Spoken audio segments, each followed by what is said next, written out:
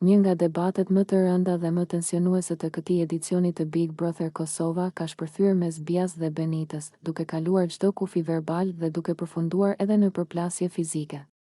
Situata, e cila nisi si një përballje fjalësh, degradoi shpejt në akuza të drejtpërdrejta, tone të larta dhe reagime impulsive. Gjatë debatit të ashpër, Bia i drejtohet Benitës me një deklaratë të jetëfyese, duke i thënë: "Ti për mua je një lavire e vogël, asgjë më shumë." Këto fjalë shkaktuan një shpërthim të menjëhershëm emocionesh, duke e bërë situatën edhe më të rrezikshme. Banorët e tjerë mbetën të shtangur nga ashpërsia e gjuhës së përdorur.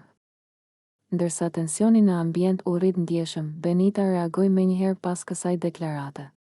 E revoltuar dhe e mbushur me adrenalin, ajo e shtyu Bian, duke kaluar nga përplasja verbale në kontakt fizik. Në atë moment, Benita ngriti zërin dhe tha me vendosmëri: "Nuk ta kam frikën asnjërit këtu, mos më shty mua", duke treguar se nuk ishte e gatshme të tërhiqej apo të pranonte fyrje. Situata u bë alarmante për disa çaste, ndërsa banorët e tjerë ndërhyn për t'i ndarë dhe për të shmangur për shkallëzimin e mëtejshëm të konfliktit. Tonet e larta, emocionet e pakontrolluara dhe përplasja fizike e bën këtë moment një nga më të rëndët brenda shtëpisë deri më tani.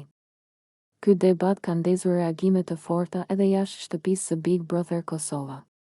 Publiku po diskuton ashpërsinë e gjuhës së përdorur, kufit e tolerancës në një format televiziv dhe faktin se konfliktet po kalojnë gjithnjë më shpesh nga fjala në veprim. Shumë ndjekës kanë shprehur shqetësimin për normalizimin e fyrjeve dhe shtyrjeve fizike, duke kërkuar ndërhyrje nga produksioni. Nga ana tjetër, ky episod ka nxjerrë në pa presionin e madh emocional që përjetojnë banorët brenda një izolimi të gjatë, ku çdo konflikt i pasgjidhur grumbullohet dhe shpërthen në mënyrë të papritur. Debati mes Bias dhe Benitës nuk ishte thjesht një përplasje momentale, por rezultat i tensioneve.